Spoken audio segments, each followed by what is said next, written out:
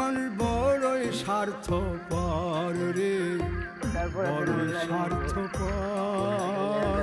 বুকের মাঝে জায়গা দিলে যতন কইরা ভাঙ্গে মানুষ বড়ই স্বার্থপর রে, বড়ই স্বার্থপর।